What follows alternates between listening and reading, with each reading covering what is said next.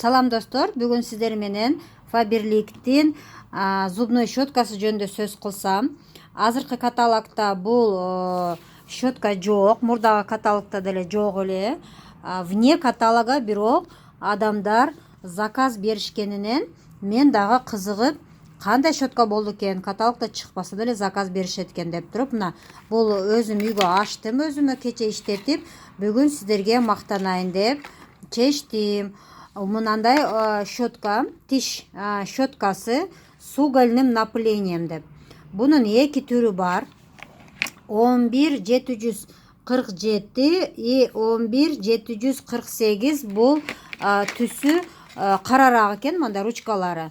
Эми мындай щеткасына келгенде карасаңыздар, мына массажный жанында мындай немелери бар экен, жардамчылары дегендей.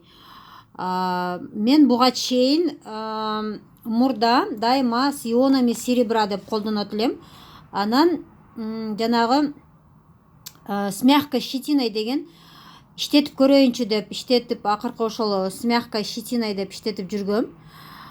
Бирок кече одан кийин мынаны иштетсем, разница асман менен жерде. Мен мурда ошол с ионами серебра каттуу средней жесткости үйрөнүп калган экен. Мен уже түшүндүм, менин тиштериме, менин оозумду жууганга ушундай средней жесткости керек экен. Бул дагы ошол средней жесткости деп кошсом болот. Мындай өтө, кандай десем, мага жакты. Өкүнбөйм алганыма, колдонгонума, оозума дагы кеңири бүт кандайдыр бир башкача жуугандай болду.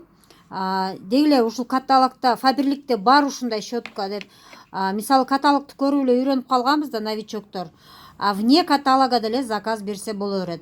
Мен бул щеткаларды вне каталога эле өткөн жума бердим. Булар болгону 155 сом турат. Өзүңүздүн интернет магазиниңизде 130 сомго эле келет. Щеткаңызды жаңылап алсаңыз болот. Ал эми жолдошуңузга, балдарыңызга, эркек кишилерге карасын алып берсеңиз болот. 11748. Ал эми жумшак щеткада жууп жүргөн болсоңуздар, мүлктөр өтө назик, өтө кандай десем, каттуу щетка туура келбесе, мен ойлойм бул туура келбесе керек деп. Бул менин жеке оюм. Анткени мен уже точно түшүндүм. Башка жумшак щетка албайм. Средней жесткости жакшы экен мага. Анткени жумшак щеткадан эмнегедир кандай десем, тишим тазаланбагандай эле сезилет эле да.